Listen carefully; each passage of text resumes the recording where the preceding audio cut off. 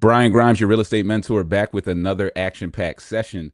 Today, we're going to be talking about the 10K to 100K play. So here's how you can make really big money by going to the auction and getting some traction there. So make sure you stick around. This is going to be a really important session, and I may not even leave it up for all that long, to be honest. It's a lot of game to give away on IG. But if you guys have questions while we're doing this live, make sure you tap in, ask all the questions you can. This is not a simple system. If it was simple, everybody in their, their mom would be doing it, right?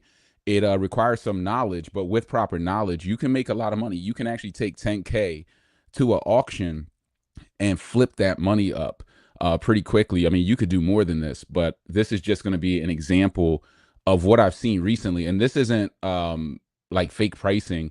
These deals are actually selling for this like right now on today's market. If you're new to the platform, like, comment, subscribe. Definitely follow if you're on IG. DM me cash flow to tap into any of the trainings on IG. Share the content with anyone who you want to get value.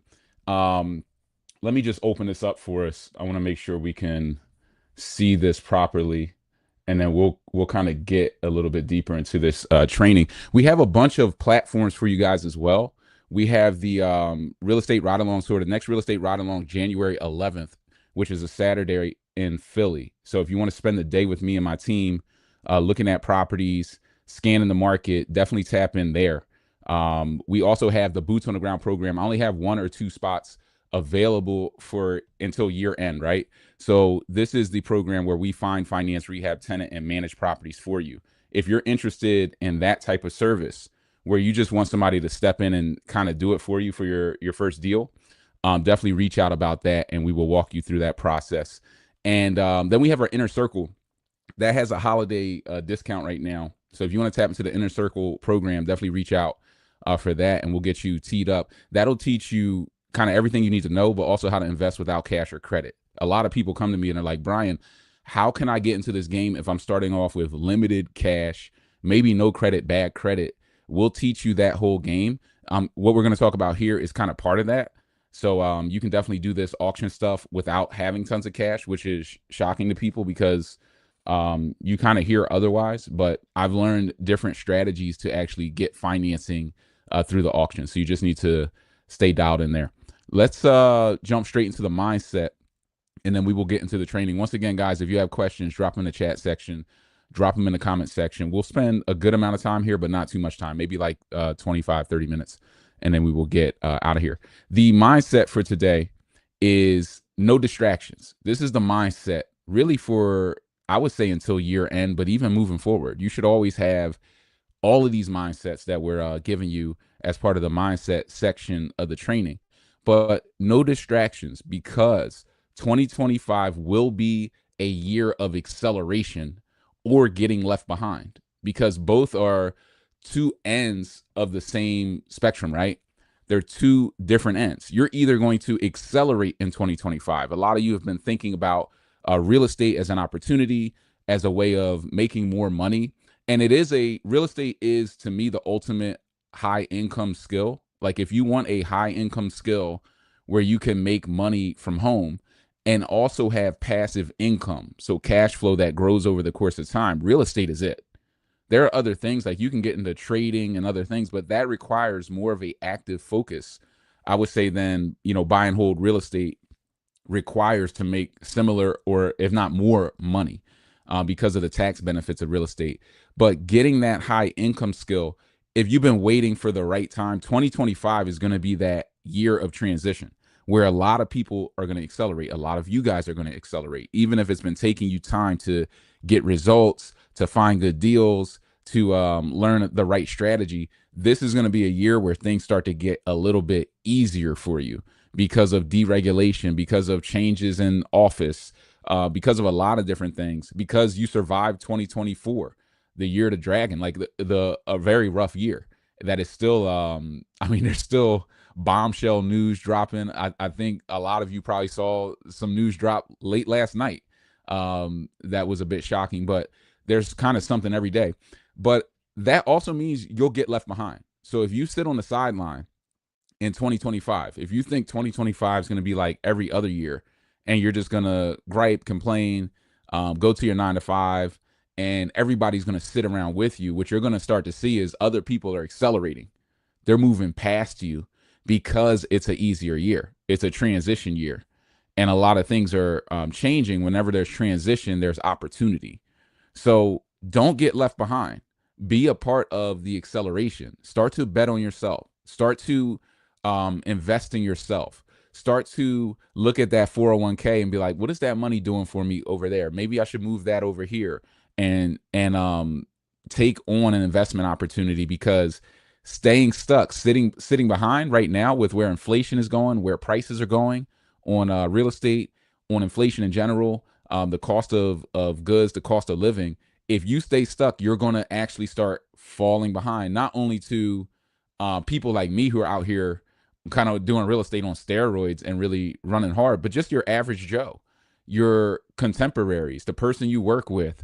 You're going to start to see them, if they're betting on themselves, winning, while you're just staying stuck, which means you're losing, you're falling behind. So get yourself into gear. If you haven't started yet, you need to get started. You don't want to be distracted. The holidays are here, so it's easy to get sidetracked with different holidays, different things going on. You want to stay dialed in right now, because 2025 is going to hit and you're going to see things happening. You're already seeing 100K Bitcoin, probably going to go up to 150.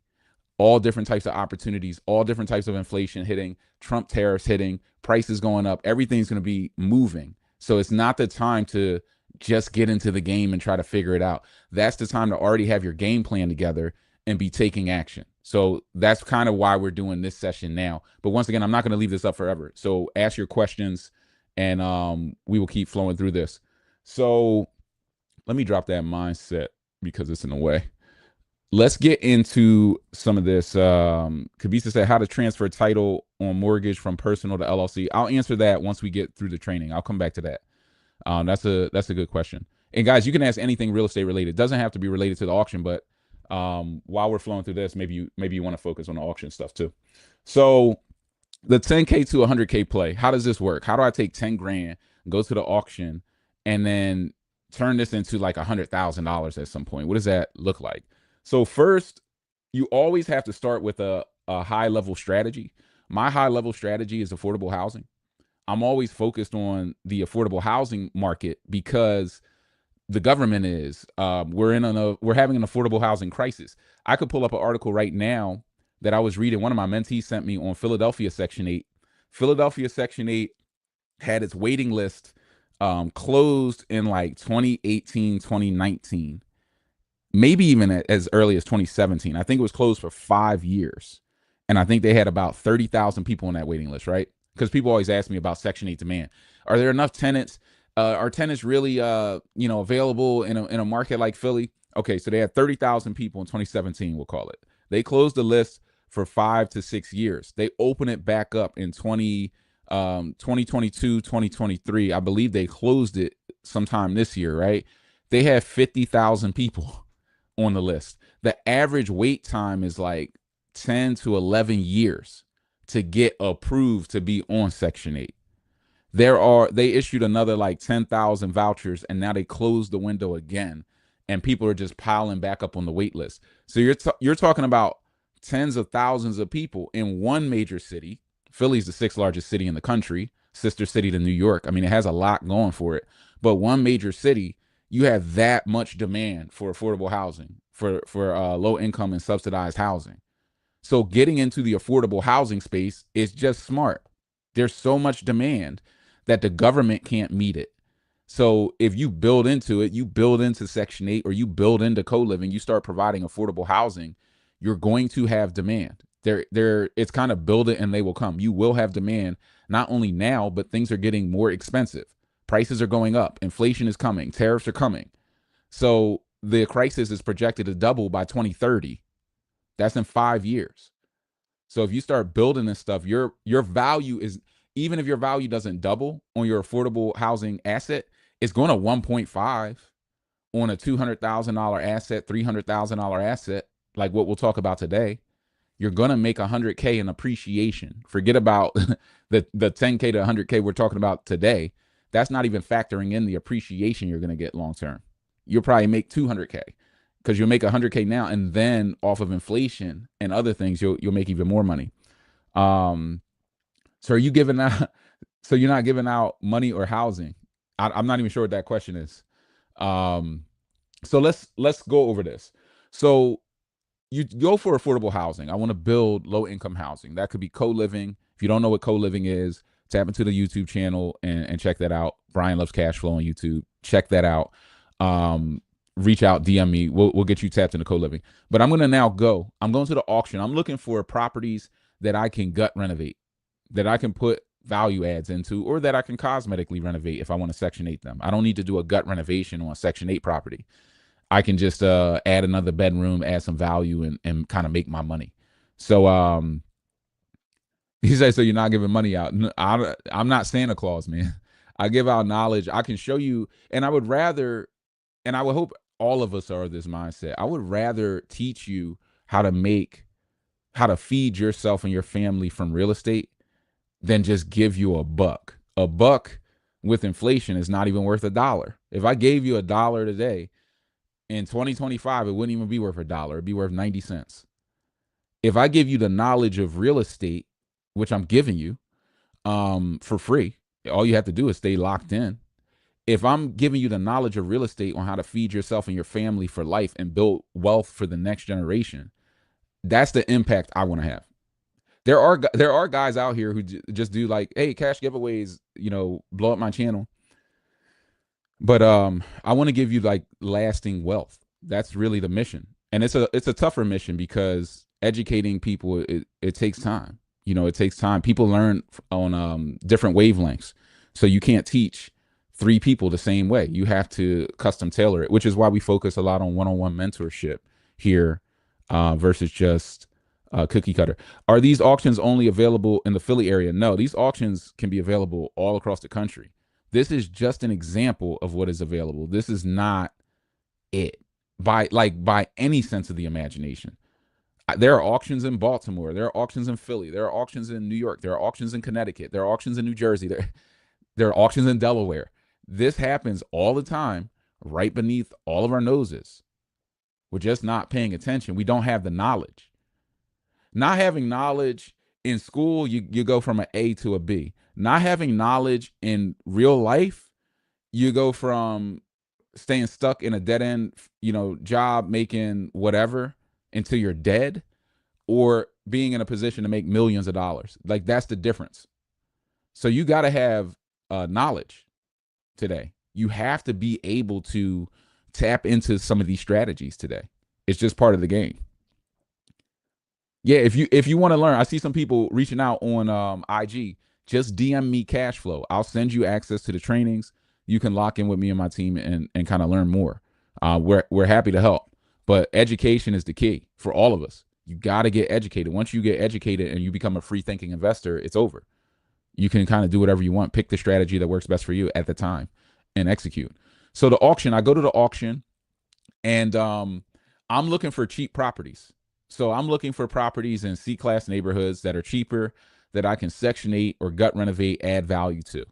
These properties, even in a market like Philly, are selling in the $20,000 to $30,000 range right now. On Wednesday, for those who stick with me and tap in on Wednesday, we're going to do a walkthrough of a property that was recently purchased in this price range, actually for less than $25,000. So I'm going to walk you guys through a video of that property so you can see what it looks like inside. And then I'm going to break down the full rehab cost, how much it costs to put together, the timelines, like all this information, so that you guys can see the value. But you can, if I'm not going to give you the address, but if I gave you the address, you could verifiably look up the address and say, oh, this thing actually sold on this date at this auction for this price. Like, this is actual stuff. When you go to the auction, you only have to put down 10%. So you can go and win a property at an auction, $25,000, put down $2,500. Now, how many people out there have $25,000? Way less than have $2,500 or can get their hands on that. So this is a play. A lot of people stop here. They don't even go to column 2 or 3. A lot of people go to the auction, believe it or not. They win bids. They put down a 10%. Then they get something called an assignment of bid form, and they go and wholesale that deal to another investor. So they win the property, they do the research, they win the bid, they put down 2,500. Then they mark up the deal to 35K. And they go to another investor and say, look, I got a deal for 35K. You want it? They say, yeah. Say, okay, well, you just got to pay me the assignment of bid premium. That's 10,000. So they just turned 2,500 in the 10,000, and they're doing that within a 30-day period.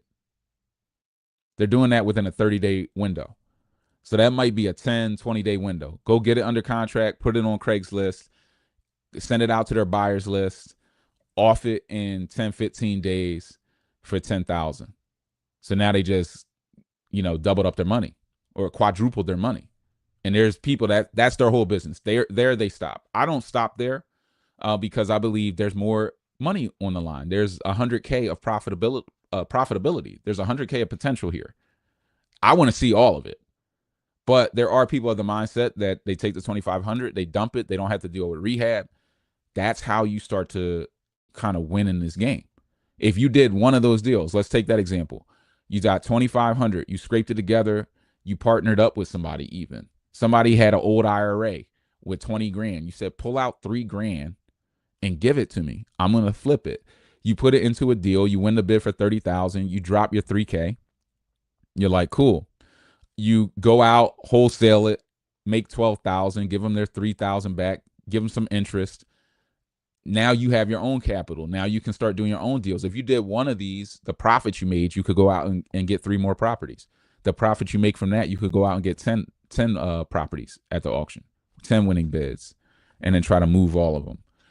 This is the beautiful part about teaching you guys how to do one good deal. If I could teach you how to do one good deal, whatever amount of money you make on that, even if you made $500 a month in cash flow off of one deal, you could do it 100 times. It's now just a question of scale.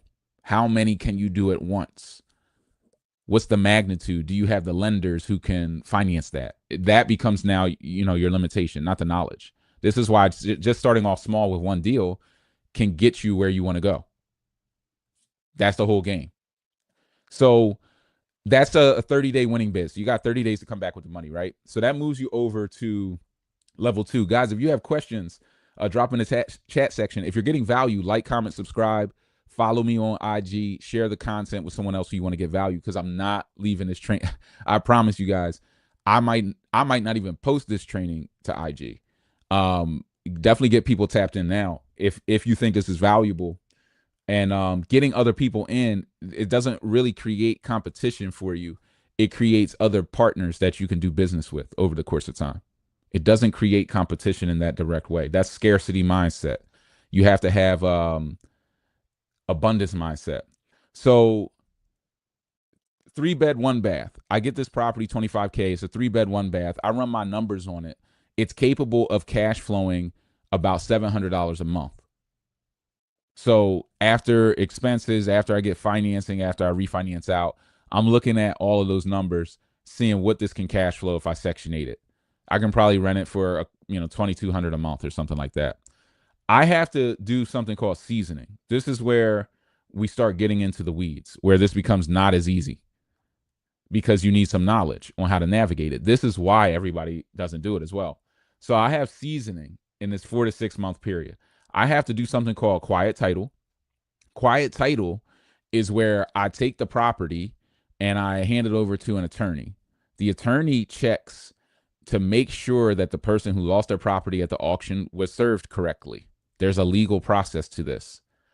The person, if they can argue, one, if they were occupying the property, which I'm checking to make sure it's vacant as part of this quiet title process, because a vacant property is easy to get title insurance on. We're checking to make sure it's vacant. We're checking to make sure that the person was served correctly. If those two things are done by one of these quiet title groups who have relationships with your title companies, your title insurance companies, they can say, well, we believe within a 95% accuracy rate that nobody's going to be able to redeem this property. There's something called redemption rights, where if somebody loses their property at the auction, sometimes they can redeem it. They can pay the winning bid to get it back. within a certain time frame if they argue that they occupied the property and or they weren't served correctly. Usually you have to have both of those things in your favor. So I'm paying them, that's like $2,000. That's going to take them 60 days to confirm. And once they confirm, they get me title insurance. The issue and why I need my title insurance is because without title insurance, I can't get lending. That means I can't get a construction loan. I can't go to a hard money lender and get a loan because the title is not insurable. It's too much risk because of the redemption rights. So I need title insurance first. So that's my first hurdle. While I'm waiting in this 4 to 6 month period, because I'm waiting for the deed to be transferred by the city, I'm waiting for a quiet title, I'm waiting for a lot of things. It's about a 4 to 6 month waiting period. I have carrying costs, maybe $1,000, water bills, property taxes.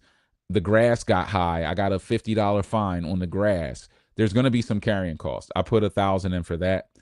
I'm going to get a lender to give me the money if I need that.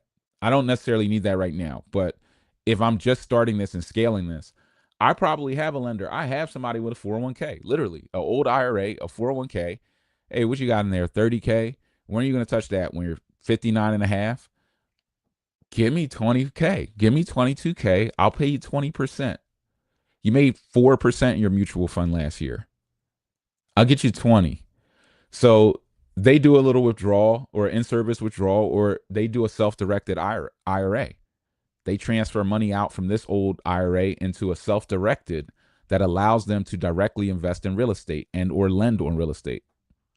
So now they can take the whole $22,500 tax-free, no tax situation, no taxable income out of that IRA. Boom, they hit me off with the 22.5. So I pay them 20%. That's $4,500.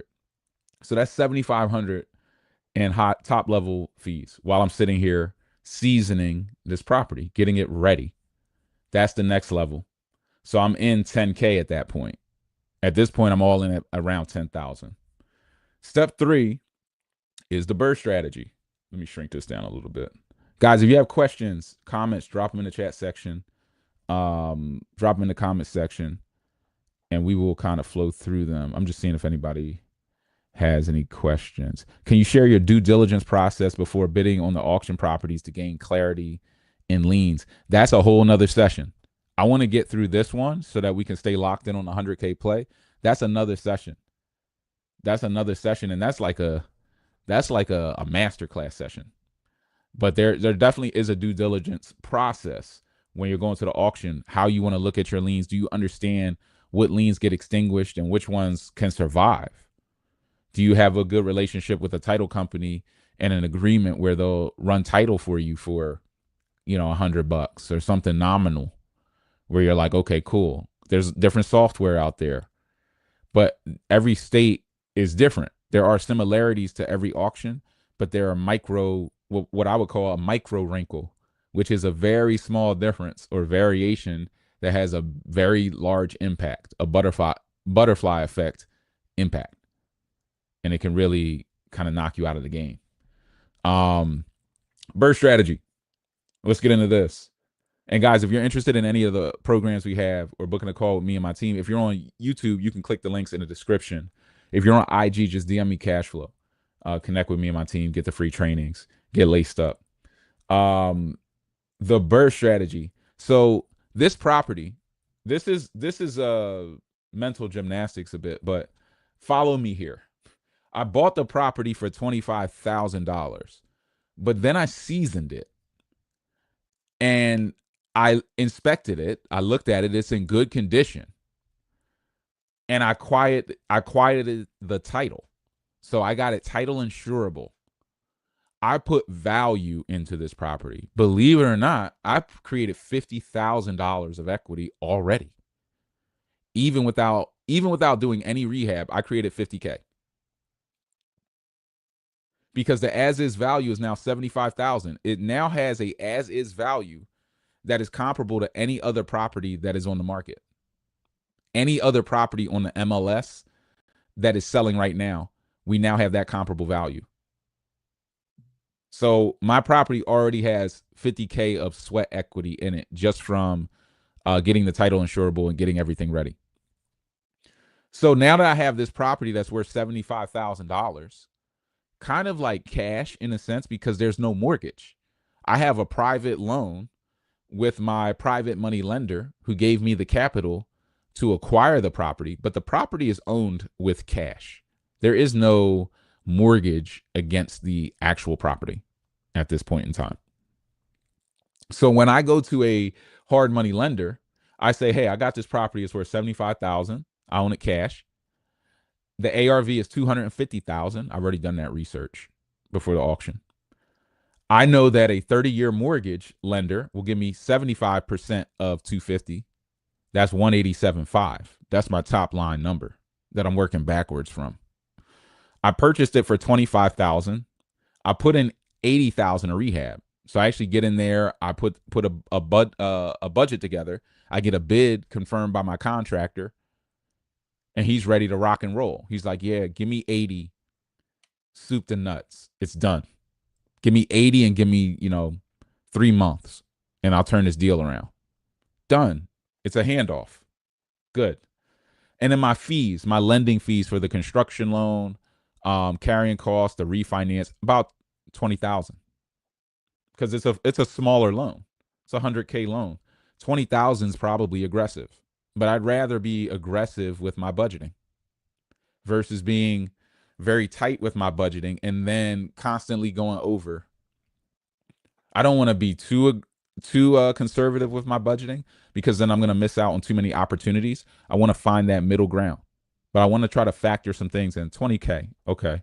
So all of my fees are factored in. Well, after I subtract out all of that, 187 minus our fees, our purchase price, our rehab, that leaves me with $65,000 cash out refinance. Cash out refinance is when you go to the bank and you say, hey, I got this property. I owe 100K on it. And they say, well, we'll give you a mortgage for 150.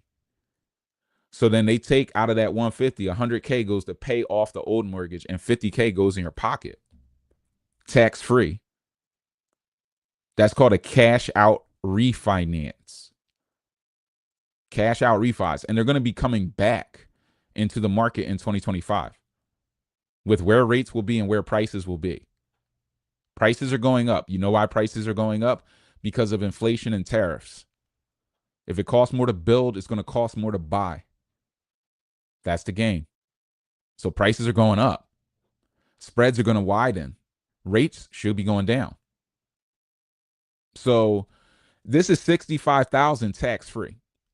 I can tell you 65,000 tax free is more for a lot of us. It's more than $100,000, or it is already $100,000 of taxable money. $65,000 tax free is $100,000 of taxable money. It is already $100,000 worth of value. Then you're going to have $62,500 in equity between your $250 after repair value and $187. That's real money. That is net worth. That's real money that you could pledge into other hard money deals. Just like I showed up to the table with this deal and said it's worth 75K. Because it's worth 75K, I'm pledging when they say, hey, we need 10% down, 20% down to get this loan. What do you think that $75,000 is? That's my 10%, 20% down. I'm stepping to you with a property that is worth 75,000. A lot of us, when we look at real estate, we think buying a house is like buying a pair of sneakers. Like I spent the money, I got the sneakers, now I'm wearing them. It's like the sneakers have no value. You can wear the sneakers, cool. But there's not any real value there in that sense. When you buy the house, it's kind of like shifting money into another bank account. Yes, you are buying a physical asset and you do get to use it, but the money doesn't disappear. It usually appears as like equity that can be tapped, that grows over the course of time. So you're not necessarily losing money when you buy a house. People feel like they're losing money, especially not an investment property. You're transferring capital from one bank account to another bank account that pays higher yield and cash flow, has the ability for appreciation of your money which your bank account does not, and gives you tax losses, active tax losses that you can use today, which is more important than the tax deferral of your retirement account. It's more important than the tax deferral. Let's go out over the course of time. Do you think there's a higher likelihood that you'll pay more taxes or less taxes in the future? Some people are very optimistic. They say, I think we pay less. I say, I think you probably pay more. So when you're deferring today's tax for the future tax of tomorrow, you're probably deferring your self into a higher tax bracket. You'd be better off getting real estate that gives you active tax losses today that you can use to maneuver today's taxes. If you can save more money today on taxes, you have more money to invest with compound interest over the course of time. You all know that if you start investing at age 25, $500 a month, if you start investing at age 25 with $500 a month, or you started investing at age 30 with $500 a month, the person who started 10 years earlier will have way more money, even with the same investment, because of the time value. So saving money on taxes and keeping more of your money today and being able to reinvest it into the future, it makes you, it gives you more value long term. So $65,000 tax free. You have $62,500 in equity on a deal like this by just doing the BRRRR strategy, buying it at the auction, using other people's money pretty much the entire way, doing a rehab, a basic rehab, covering all fees, pledging the value of the home into the loan so you can get the money to do the rehab, where you're not even coming out of pocket with a ton of cash to do this. You're just leveraging value. You're really leveraging this knowledge of how to quiet title, how to put together the lending relationship, and understanding the different costs in the general process. And this knowledge up here of understanding what this property is worth, how to do the research at the auction to find the good properties and know what they're worth. That knowledge is going to produce you that level of value if you're willing to move at that pace. That's the only thing I will say. A lot of people are not willing to move at this kind of 4 to 6 month pace. Everybody wants to go fast. But if you go at a comfortable pace, you can actually make a lot of money. Not to mention there are properties at the auction that are multifamily. And then these numbers, they start going bonkers. They might sell for a little bit more, but the profit is always there. There are some properties that are currently zoned single family. You could buy a single family property, sit on it a little bit longer, get it rezoned into multifamily.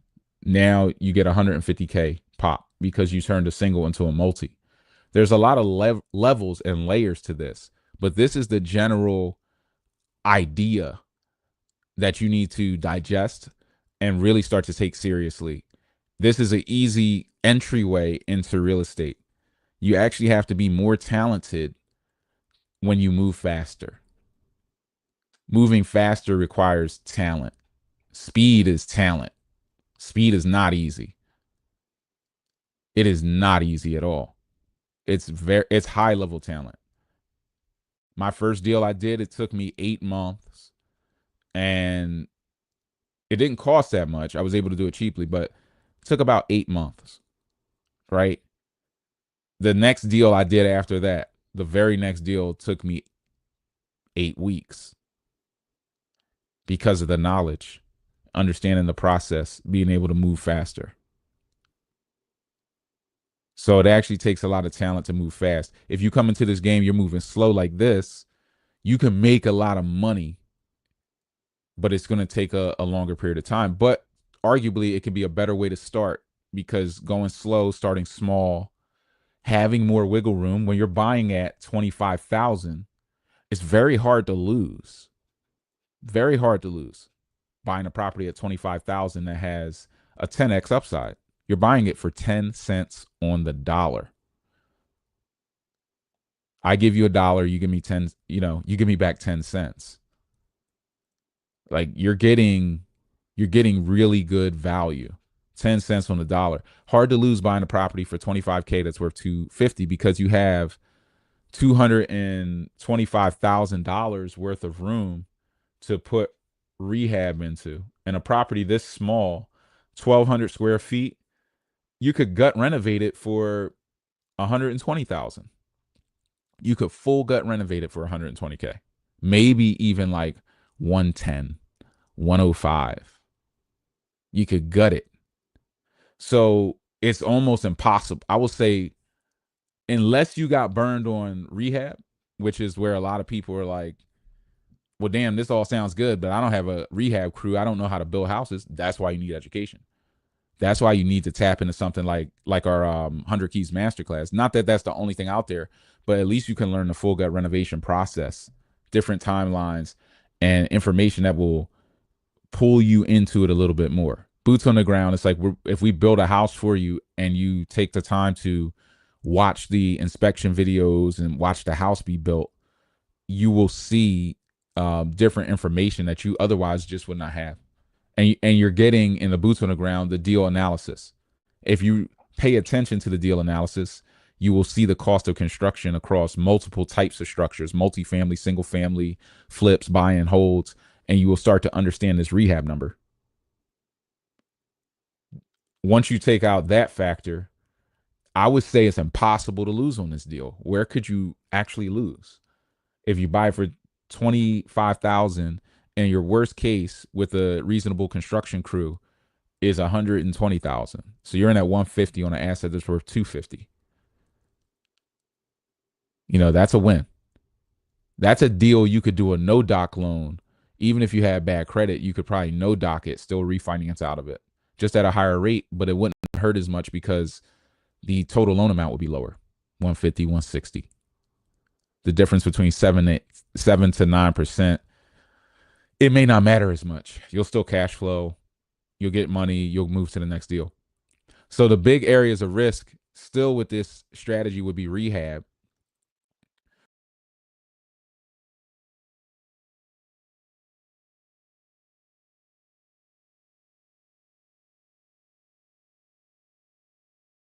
Add this state. Yeah, I got knocked out of the studio. 1 second. Let me reshare that screen. Give me 1 second here.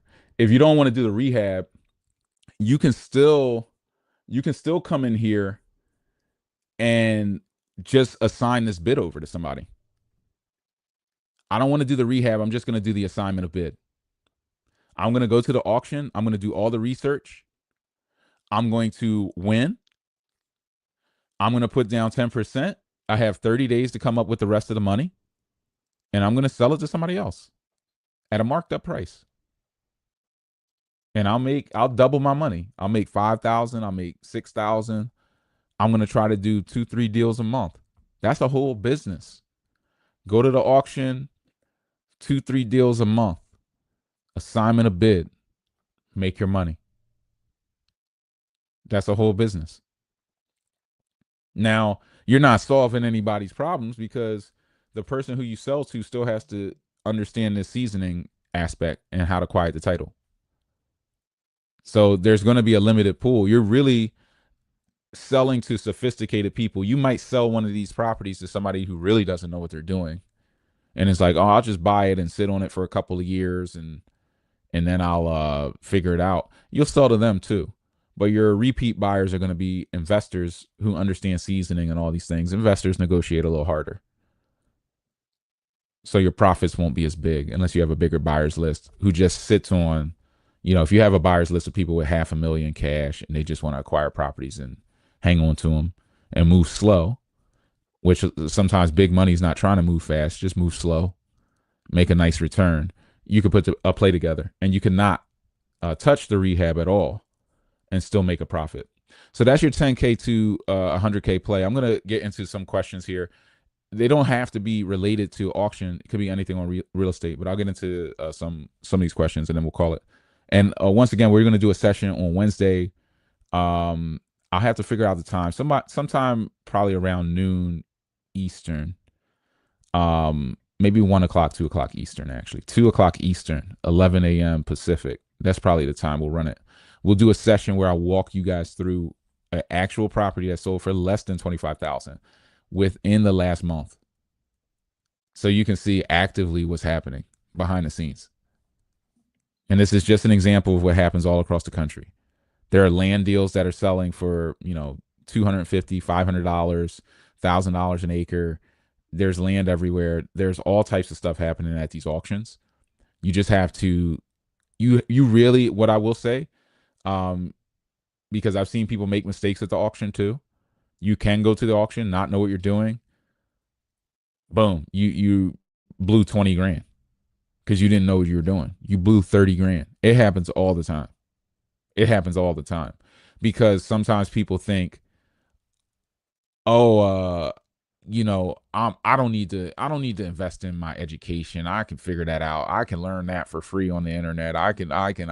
And then you can get burned for 20, 30K at the auction and nobody cares.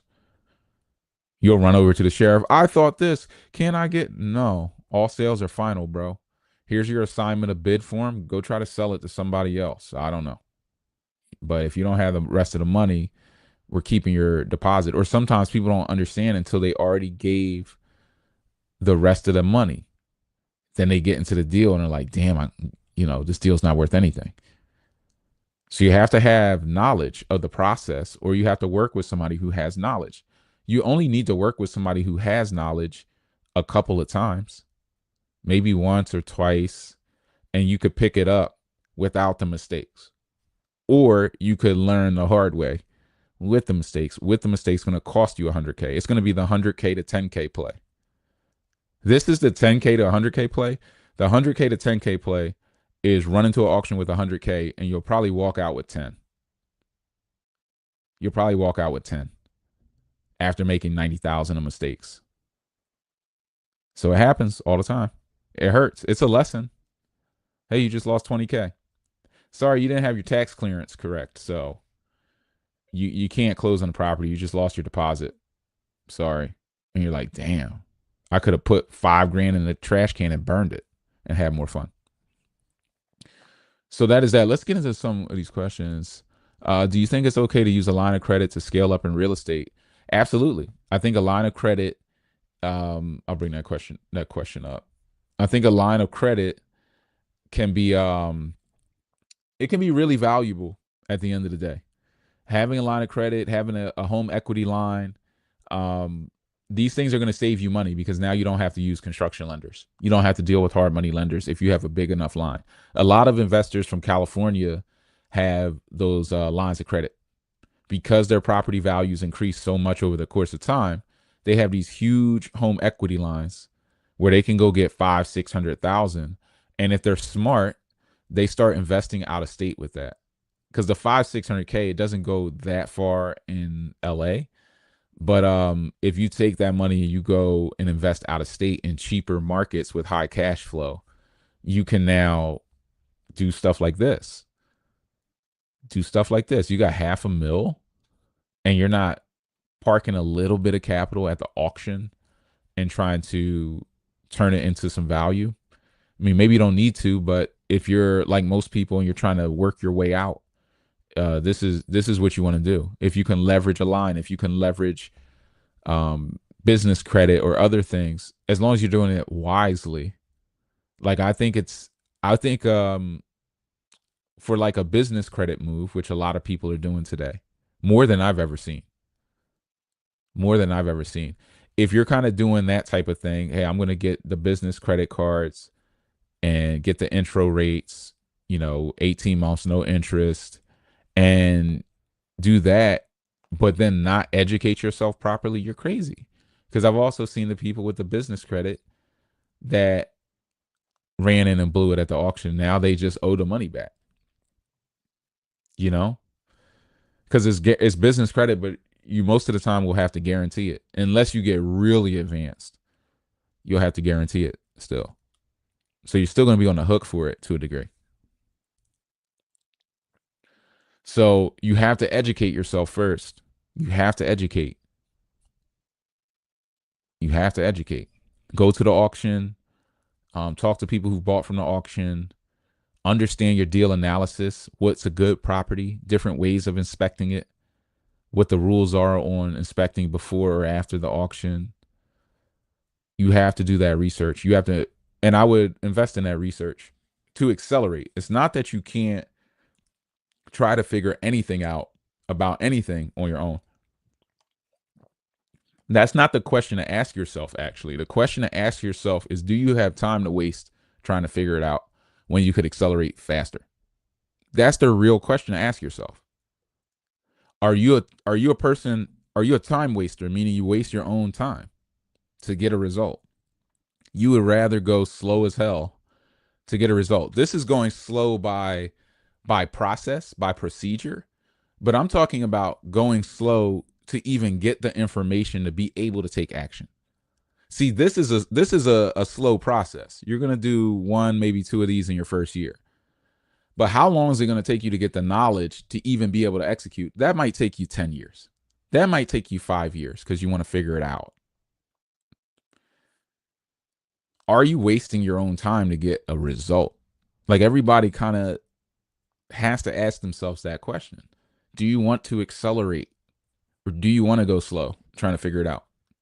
I'm at the point where I don't want to go slow. I rather accelerate. I believe that there's more profit on the end of acceleration than before it. There's actually so much profit on the end of acceleration that you can invest in yourself and get it back, and then far exceed.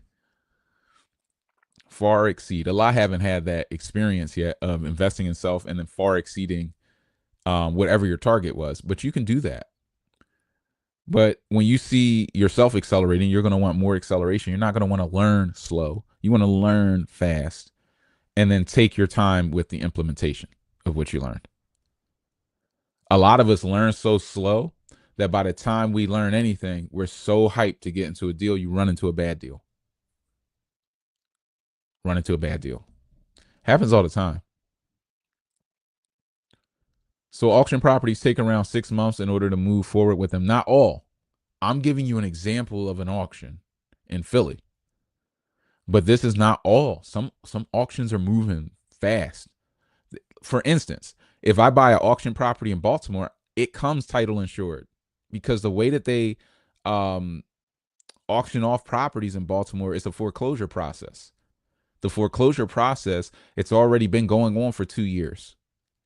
So by the time you lose it in foreclosure, it's done. There ain't no redemption rights. Your redemption rights were during the 2-year foreclosure. So every city, every auction can be different. There are different rules. There are different procedures.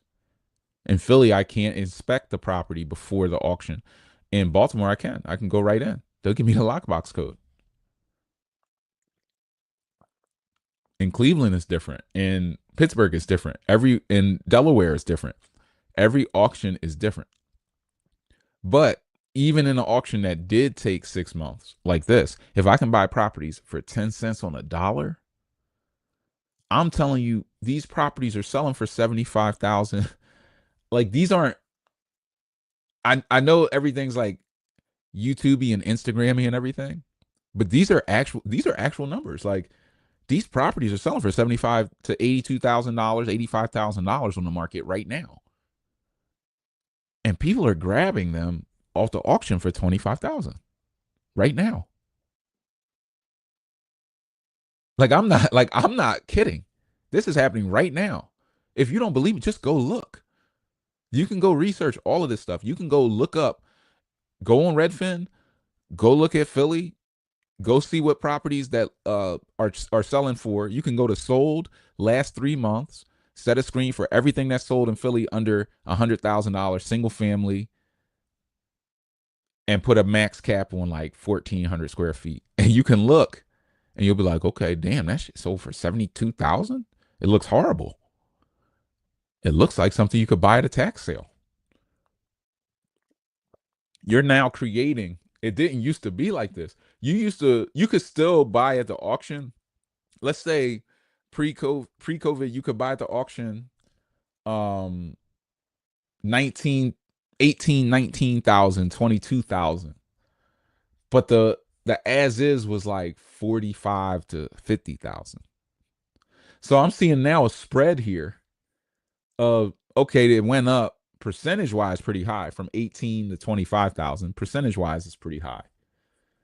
But the spread on the as is value is like, well, damn, that's like 50K of sweat equity just a season. That's a hack. That's a hack and a half. And then the top line 250 was a little bit more far fetched than 2019, 2020. Now that's pretty much where they're selling for. So your spread on the top end from the bottom end buy has widened so much at the auction that it can't last. It can't last. This is a window. And I warn you guys all the time, there are windows of opportunity.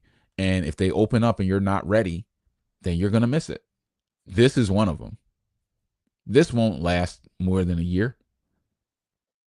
These auctions are held 4 times a month. There are millions and millions and millions of dollars moving through these auctions. The money never even hits the MLS. Millions of dollars. So this stuff is crazy. This spread to buy for 10 cents on a dollar season, 50K equity, just this play alone, you could also stop here. So instead of stopping here and making 8K on the assignment a bid, you could stop here and then put that property title insurable on the market at 75K. It's going to sell. All you have to do is undercut the market price by like 3K. So if they're selling for 82, 75, and you walk away at 50 G's just because you seasoned it. I took on the risk of the research and the seasoning. Give me $50,000. It's not a bad profit target. And then if you do the rehab and you want to go further, well, then you can get 65,000 tax free. Because if you get that 50,000 flipping it, that's taxable. You went up 50K taxable, that's like 30K, 35K, 32.5K. Because you guys have to start thinking about money. As an employee, you kind of think more about pre-tax dollars as an employee mindset. As a pure real estate investor mindset, you start thinking about after-tax dollars. You think about everything with taxes a little differently.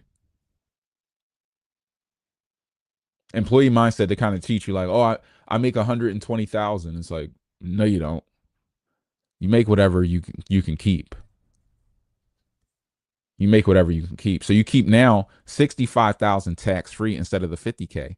If you have the knowledge, the ultimate knowledge, which is how to set up that ultimate level of rehab, understanding the fees involved, the process, how to bring the deal to the lender and talk to them about the deal. These are all just basic skill sets. They're just fundamentals of a real estate investor. Being able to pivot from these buckets. First bucket is just acquisitions, deal analysis, acquisitions, research, grab that deal, use OPM. These are all things that you guys learn about individually. You might see some guy, he's like, you want to get in real estate, you got to use OPM. And he's the OPM guy. And it's like, well, that's part of it. It's not the whole thing though. You got to know how to rehab. You got to know how to this. You have to learn real estate investing. I was talking to somebody earlier today. He's like, I'm getting my license. Should I wait until after I get my license to tap in with you? And I'm like, bro, I've done 400 deals without a license. And he's like, well, enough said. He's like, all right, enough said. It's like the license is not going to make you a real estate investor. You're just going to be a guy with a real estate license. It's not even going to make you a good realtor or a good anything. It's just going to make you a person with a license.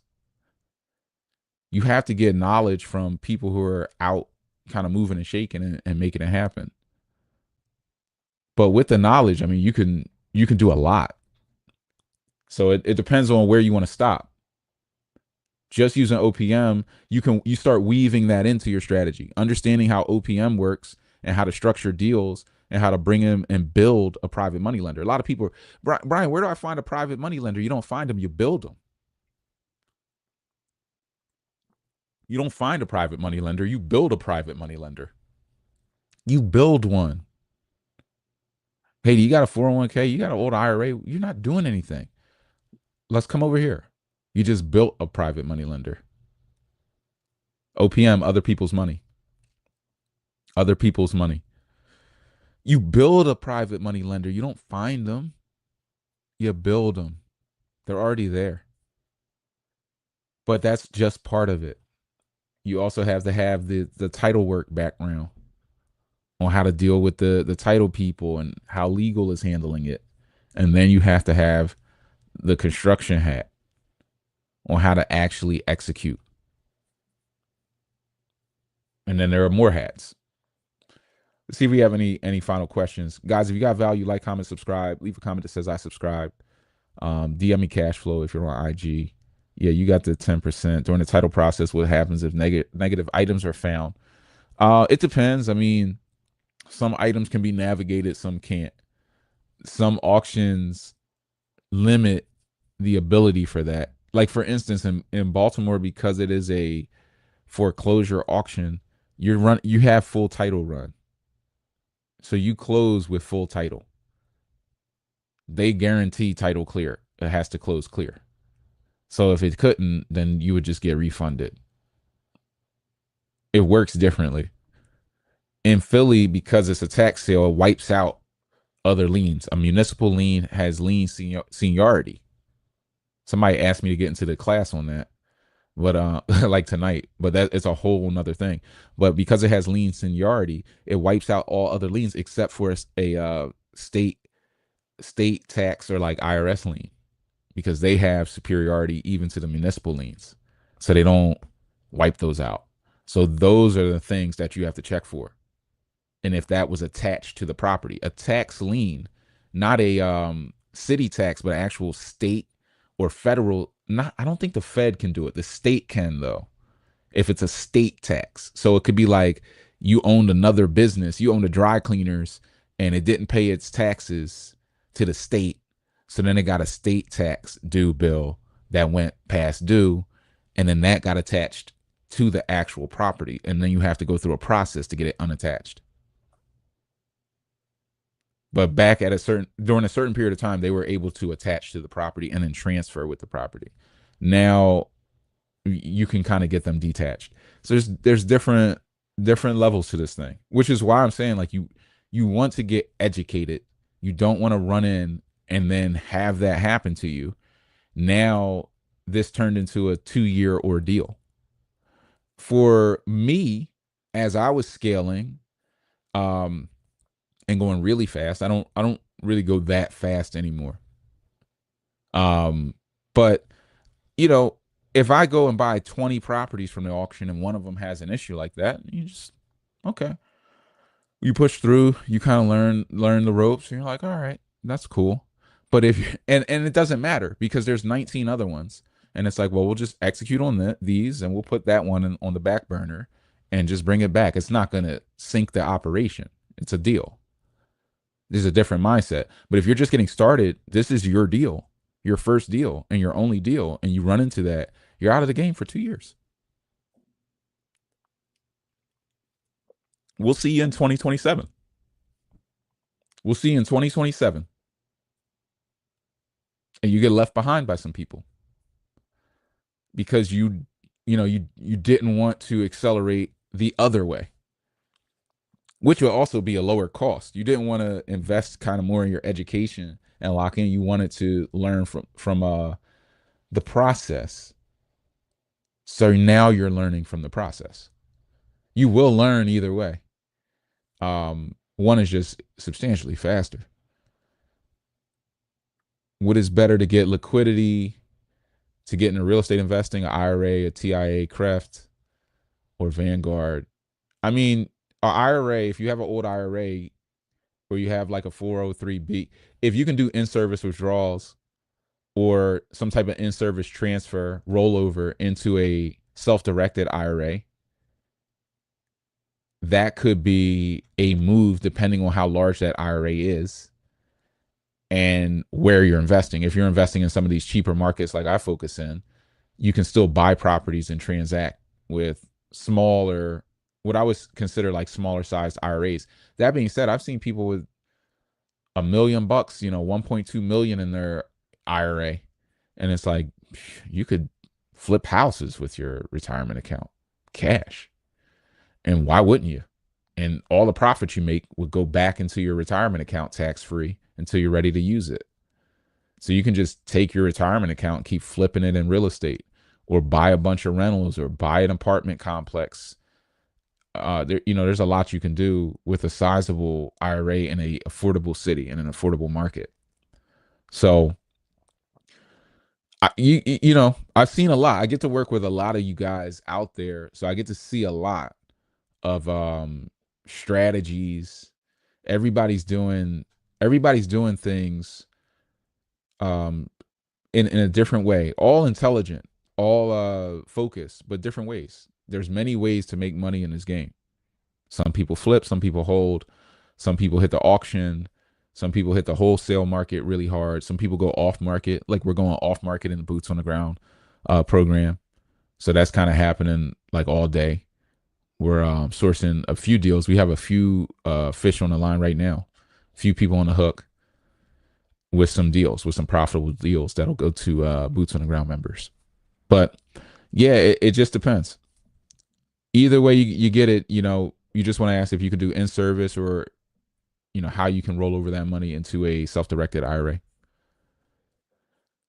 How is tax deferral from retirement? How does tax deferral from a retirement account work? Well, you're just putting in money before taxes are taken out of it, and then that money can continue to grow tax free, so compound interest. But then when you withdraw that money from the retirement account for your own personal use, that is when you will pay ordinary income tax at whatever bracket you're at whatever point in time that is, wherever taxes are. Which historically they've kind of been, I think we're on the high side. I mean, there are times where they've been higher, but there are times where they've been substantially lower, like 10%.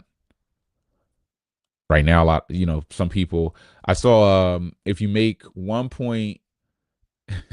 the number was crazy. If you make 1.5 million in California, your take home pay is 758,000. Like the actual cash you get after taxes, you're paying 49.5% taxes. Now that's a high salary, but some people are making that. But you can also walk down the line and the percentages are not tremendously different. Even if you went to 40%, when you start looking at your numbers, or you went to 35%, it's pretty high in terms of taxes. Taxes have been low as like 10%. So that's how it works in general. Once you take it out for your personal use, it becomes a problem. So even if you're using a self-directed, you have to make sure that you're keeping the IRA and yourself as separate entities, and that you're not like, oh, the sink broke, I'm going to pull $500 out of my bank account and go fix it on the property owned by the IRA. Because that, in a sense, would be a contribution to your retirement fund. And it could blow it up. It could destroy the tax wrapper and turn it into a brokerage account, and you get hit with a tax bill. So you have to be careful. Moral of the story today is you have to be careful. You have to be educated, and you're not going to be by scrolling through YouTube videos or Instagram or social media, because it's too unguided. There are too many people telling you one way to do things, not educating you on the full spectrum of opportunity and general risk, or educating you across the board from acquisitions to wholesale to creative financing to construction to lending to title, not really educating you on the full spectrum of the process. So if you don't have more of a holistic knowledge, there's going to be a lot of things you really just can't see coming, because you don't understand how everyone interfaces together. You got to understand. I think I got it for those who read Rich Dad Poor Dad. There's some section of that book where I don't know if Kiyosaki actually wrote it, but where they discuss how Kiyosaki's father, his rich dad, had a board of kind of like advisors of people who played different roles, accountant, lawyers, like all these different people, but that he knew more than them. Like he kind of sat at the head of them because he knew all of their individual disciplines as well as them because he had picked their brains essentially. So then he became the smartest in the room because of the level of access across different channels and being able to marinate that level of knowledge. So that's kind of who you want to be as an investor. You want to have multiple layers of knowledge across all of those areas and then know what the architect knows, know what the engineer knows, know what the contractors know what start to build in all areas because you never know what'll kind of protect you or save you in with a situation. Are these auctions on abandoned homes or homes owned by banks? I'm so lost. Think about a tax sale. So you owe property taxes, you don't pay them. What does the city do? They put a tax lien on your property. If you don't pay for another year, they put it up on a tax sale. And if somebody else comes across and pays the back taxes owed or submits a winning bid that is larger than the taxes owed, they slam their gavel and they auction off your damn property, whether you live in it or not. So you have tax sales. Some are abandoned, some aren't. Some people just, they came on hard times and they're just not paying. Like you really have to do the research there. So you have that. You'll also have your foreclosure sale. So you have your tax sales or tax liens or tax certs. And then you have your foreclosure auctions. And the foreclosure process is usually there's a bank involved who's forcing that process. It's a trustee sale. So there's a mortgage, there's a foreclosure process, the legal process of filing and pushing that procedure, which costs banks a lot of money, which is why they're open to short sales and different things. Because it doesn't always make sense to spend all that money on a foreclosure on a property that you're already not making money on. So you will have those, and those have different levels of underwriting, and the properties will tend to be more occupied than unoccupied. And the prices can be different as well, depending on where you are. The title insurability is different on a foreclosure. A foreclosure doesn't have redemption rights. Once you eliminate redemption rights, you can insure title typically. So a property that is sold at a foreclosure auction can get title very quickly without quiet title. A property that's sold at a tax sale or a tax lien or via a tax cert, because there wasn't the legal process of the court being involved, like a foreclosure would require oversight. Now you have redemption rights, which increase seasoning periods of time that you have to hold the property until it is ready, until the redemption rights have expired. So there's a difference. It's another level of what you need to know.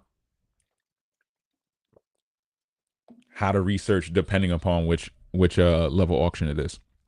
Is there a way to get access to properties up for auction so that we can see the property? Oh yeah, of course. Yeah, absolutely, absolutely, absolutely. So I think we answered all the questions. Oh, maybe we froze up. I'm not sure. I think we answered all the questions. So if anybody else has any questions, just DM me. I'll reach out and we will try to get, as many of your questions answered as possible. I think Detroit auction starts in August. Definitely.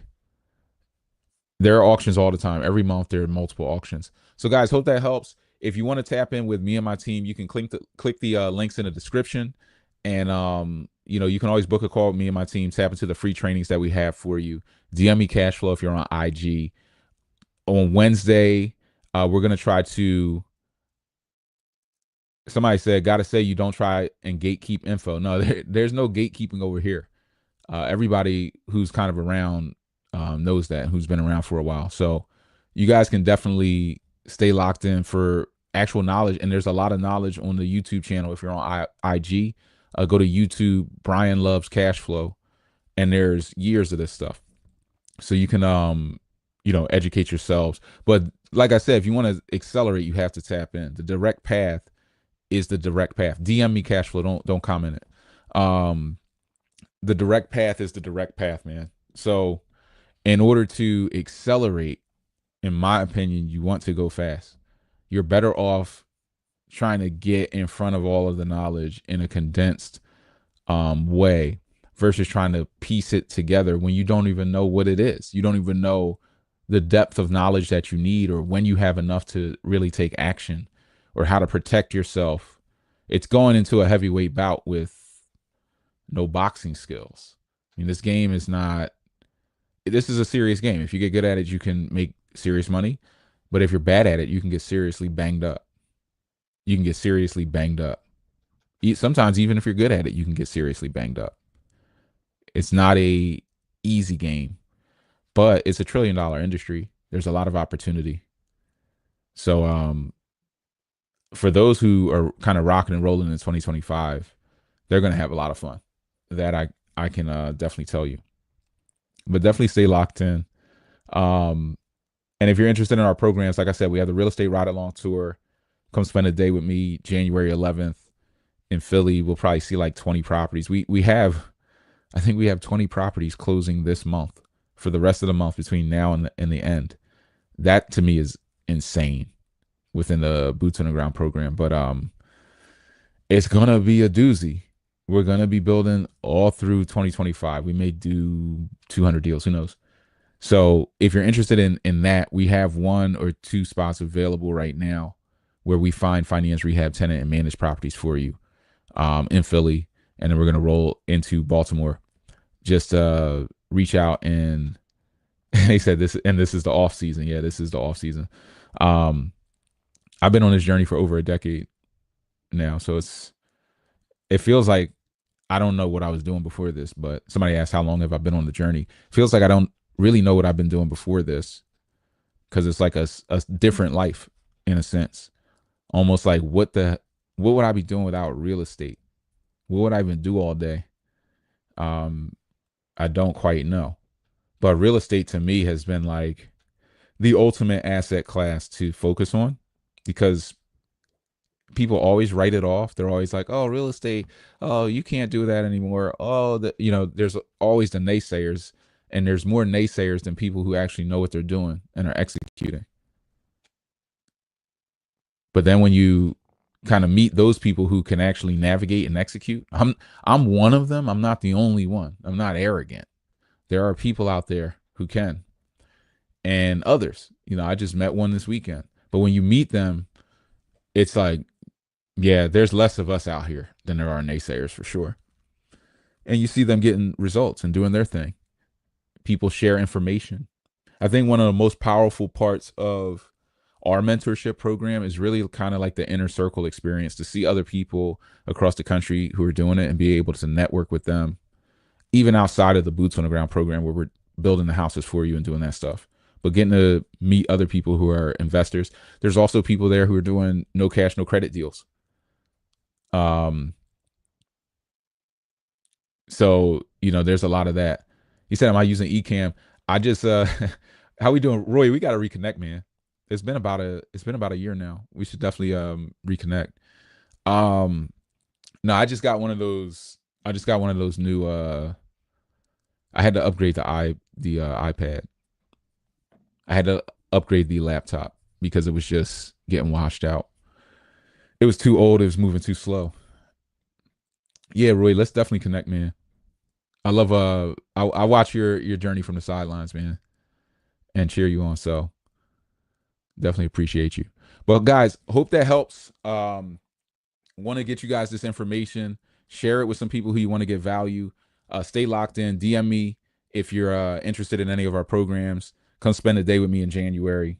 Learn this game hands on. And I'll see you probably on Wednesday. I'm going to do this live where I just walk you guys through. That'll be pretty quick, probably 15, 20 minutes. We'll do that at 2 p.m. Eastern, 11 a.m. Pacific. So keep an eye out for that. You'll watch the replay if not, but we're going to walk you through what one of these properties look like. And then I'm going to walk you through kind of like how to think about the rehab budget on it. What is it actually going to cost? I'm going to break it down for you live so you can see what these things cost. And then you'll have a lot of the information that you would need to actually be successful at something like this. So definitely stay locked in. I appreciate you guys. I'll see you on the next one.